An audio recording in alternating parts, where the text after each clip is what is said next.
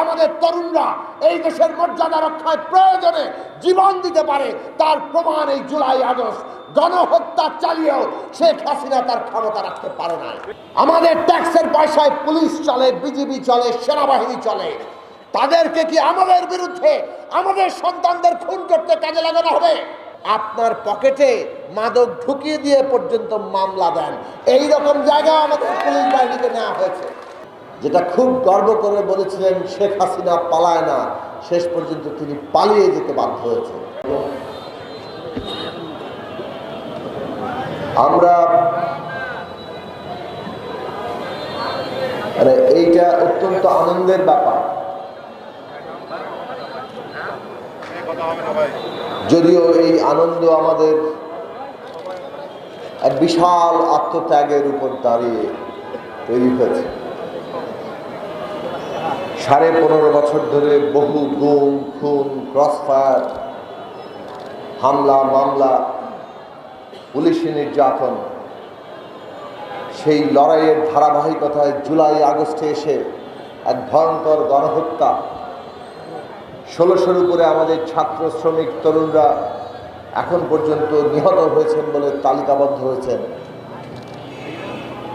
500-র উপরে সরাসরি চোখ হারিয়েছেন, 50,000-এর উপরে আহত। এই বিশাল আত্মত্যাগের উপর দাঁড়িয়ে আমাদের দেশে একটা গণ অভ্যুত্থান হয়েছে, যে গণ অভ্যুত্থানে একটা স্বৈরাচারী কর্তৃত্ববাদী ফ্যাসিস্ট শাসক শেখ হাসিনা কেবল ক্ষমতাই ছেড়েছেন তা নয়, যেটা খুব গর্ব করে বলেছিলেন শেখ হাসিনা পালায় না, শেষ পর্যন্ত তিনি পালিয়ে যেতে বাধ্য হয়েছে। এই রকম একটি অভ্যুত্থানের পরে আমরা দেখেছি, অভ্যুত্থানের আগেও 3 তারিখে যখন আমাদের ছাত্ররা, আমাদের শিক্ষার্থীরা, আমাদের দেশের ভবিষ্যৎ, তারা এক দফা ঘোষণা করেছিল। সেখানে তারা বলেছিল আমরা ফ্যাসিস্ট সরকারের পদত্যাগ চাই, একই সাথে ফ্যাসিস্ট ব্যবস্থারও বিলোপ চাই। এবং আমরা দেখলাম ছাত্রদের মধ্য থেকে সেই দাবি সামনে আসলো, যা রাজনৈতিক আন্দোলনে নানানভাবে সামনে এসেছিল।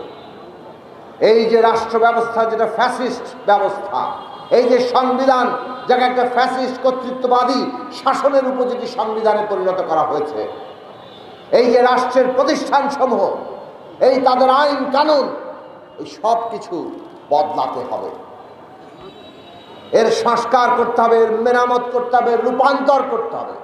বাংলাদেশে একটা নতুন রাজনৈতিক বন্দোবস্ত লাগবে। এই প্রশ্নগুলো রাজনৈতিক সংগ্রামে উঠে এসেছিল। আমরা বলেছি, কর্মসূচি সামনে হাজির করেছি, গণসংহতি আন্দোলনের 14 দফা কর্মসূচি, গণতন্ত্র মঞ্চের 14 দফা কর্মসূচি। আমরা দেখেছি বিএনপির মতো বড় রাজনৈতিক দল 14 আর 18-র অভিজ্ঞতার পরে লক্ষ মামলা, তাদের লক্ষ লক্ষ কর্মীর বিরুদ্ধে অসংখ্য নির্যাতন, গুম, খুন মোকাবেলা করে, এইটা তারা উপলব্ধি করেছেন 18 সালের ওই ভোট ডাকাতির নির্বাচনের পরে, যে এই রাষ্ট্র ব্যবস্থা বহাল রেখে আর একটি সুষ্ঠু নির্বাচন হবে না। আমরা দেখেছি বিএনপিও রাষ্ট্র ব্যবস্থা মেরামতের 27 দফা কর্মসূচি দিয়েছিল। সেই কারণে সেই ভিত্তির উপরে দাঁড়িয়ে আমরা যুগপৎ আন্দোলন করেছি যে ফ্যাসিস্ট সরকারের বদল ঘটাতে হবে, একই সাথে শাসন ব্যবস্থারও বদল ঘটাতে হবে। 31 দফা যুগপৎ আন্দোলনের কর্মসূচি এসছে। আমরা আমাদের পক্ষ থেকে পরিষ্কার করে বলেছি, এই বন্দোবস্ত একটা ফ্যাসিস্ট বন্দোবস্ত। এই বন্দোবস্তে মানুষের আর কোন রকম দাবি দেওয়া, তার কোনো উন্নতি নিশ্চিত নয়। ব্রেকফাস্ট, টিফিন কিংবা স্ন্যাক টাইমে মজাদার আয়োজন মানে অল টাইম ব্রেড। কতিপয় লুটপাট করে এই ফ্যাসিস্ট শাসন ব্যবস্থার অংশীদার হয়ে তারা সমস্ত কিছু ভাগ বাটোয়ারা করবে আর টাকা পাচার করবে। কাজেই এই ব্যবস্থা বদল করতে হবে এবং আমাদের একটা নতুন রাজনৈতিক বন্দোবস্তে পৌঁছাতে হবে। আমরা আনন্দিত এই কারণে যে আজকে ছাত্ররা এই দাবিগুলো তুলেছেন। আজকে বাংলাদেশে যে অন্তর্বর্তী সরকার গঠিত হয়েছে, প্রধান উপদেষ্টা, মাননীয় প্রধান উপদেষ্টা তার প্রথম ভাষণেই বলেছেন আমাদেরকে একটি নতুন রাজনৈতিক বন্দোবস্তে যেতে হবে। এইটা আমাদের জন্য, পুরো দেশের জনগণের জন্য একটা আনন্দের ব্যাপার। কারণ এই রাষ্ট্র এতদিন ছিল কতিপয়ের। কিরকম কতিপয় শুনবেন? শেখ হাসিনার ঘনিষ্ঠতম কোম্পানি এস আলম একাই $10 বিলিয়ন পাচার করে দিয়েছেন। এটা কে বলেছেন? নতুন দায়িত্বপ্রাপ্ত গভর্নর আহসান এইচ মনসুর। তার কাছে তথ্য প্রমাণ আছে। তিনি বলেছেন আরো $7 বিলিয়ন তার ঘনিষ্ঠ সহযোগী মানে আত্মীয় স্বজন তারা পাচার করে, $17 বিলিয়ন শেখ হাসিনার ঘনিষ্ঠ লোকেরাই পাচার করে দিয়েছে। এই কথা বাংলাদেশ ব্যাংকের গভর্নর বলেছেন। এখন আমরা সোশ্যাল মিডিয়ায় বিভিন্ন সংবাদ মাধ্যমের লিঙ্কে দেখতে পাচ্ছি অন্তত পক্ষে $100 বিলিয়ন বেশি পাচার করা হয়েছে। ভাই, এই দেশের অর্থনীতির পুরো আকারটা জানেন? $500 বিলিয়ন। তো $500 বিলিয়ন অর্থনীতি যদি $100 বিলিয়ন পাচার হয়ে যায়, এই অর্থনীতি থাকে? এটা ফোকলা হয়ে যায়। এরা ফোকলা করে দিয়ে গেছে। রাষ্ট্র ক্ষমতা ব্যবহার করে জমি দখল, ব্যবসা বাণিজ্য দখল, উন্নয়নের নামে আপনার আমার টাকা পকেট থেকে বের করে নিয়ে নিজেদের পকেটে ঢুকিয়েছে আর বিদেশে পাচার করে দিয়েছে। এই ছিল ফ্যাসিস্ট শাসন।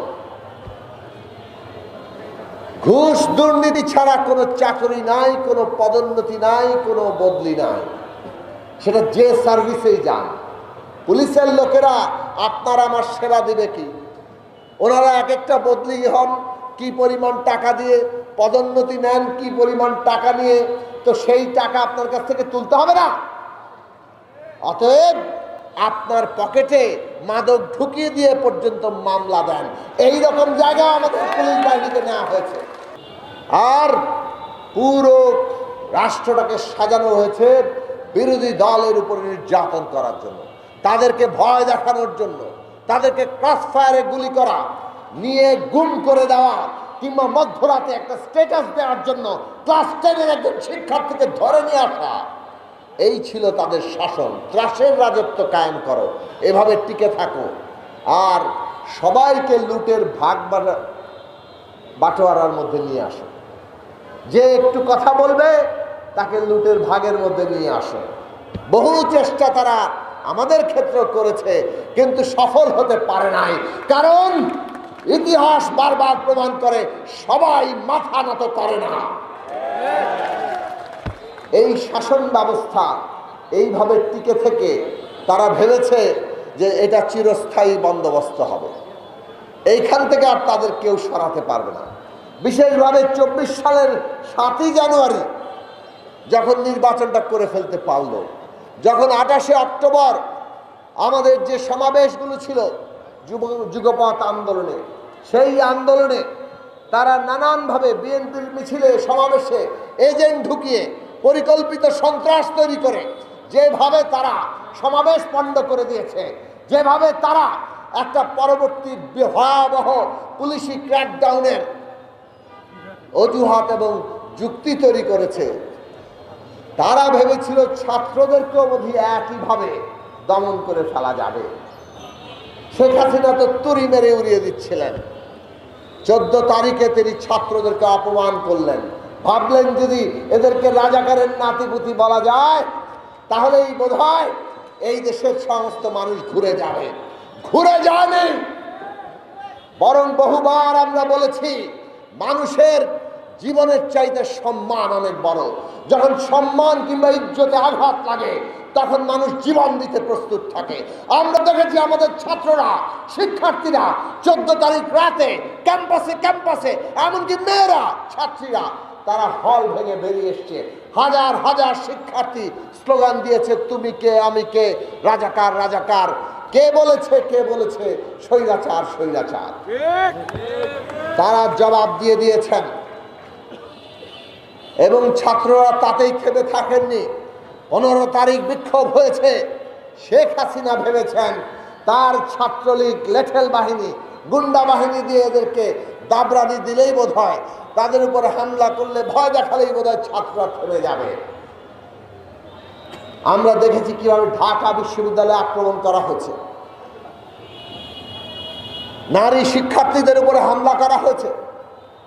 হামলায় আহত হয়ে যখন শিক্ষার্থীরা ঢাকা মেডিকেল কলেজে চিকিৎসা নিতে গিয়েছে, আমি যখন সন্ধ্যাবেলা খবর নিতে যাচ্ছি বিকেলের দিকে যে আমি মেডিকেল কলেজে আসবো, এর মধ্যে আমাকে খবর দিল মেডিকেল কলেজেও ছাত্রলীগ হামলা করছে, আপনি এখানে এসেন না।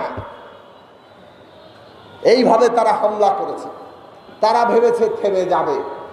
পরদিন যখন 16 তারিখে সারা বাংলাদেশের শিক্ষা প্রতিষ্ঠানের ছাত্ররা নেমে পড়ল, ওনারা এইবার পুলিশ দিয়ে গুলি করে থামাতে চাইল। আমরা দেখলাম রংপুরের রোকেয়া বিশ্ববিদ্যালয়ের বীর ছাত্র আবু সাইদ নিজের বুকে গুলি নিয়ে সারা বাংলাদেশের তরুণদের বুকে তাদের রক্তে আগুন লাগিয়ে দিয়েছে। স্লোগান উঠেছিল, লেগেছে রে লেগেছে, রক্তে আগুন লেগেছে। এই হচ্ছে সম্মানের জোর, এই হচ্ছে জাতীয় মর্যাদার জোর। আমাদের তরুণরা এই দেশের মর্যাদা রক্ষায় প্রয়োজনে জীবন দিতে পারে, তার প্রমাণ এই জুলাই আগস্ট গণহত্যা চালিয়েও শেখ হাসিনা তার ক্ষমতা রাখতে পারে না। এই যে রাষ্ট্র, এই রাষ্ট্র আমরা বদলাতে চাই। আমাদের ট্যাক্সের পয়সায় পুলিশ চলে, বিজিবি চলে, সেনাবাহিনী চলে। তাদেরকে কি আমাদের বিরুদ্ধে আমাদের সন্তানদের খুন করতে কাজে লাগানো হবে? এই রাষ্ট্র আমরা চাই না।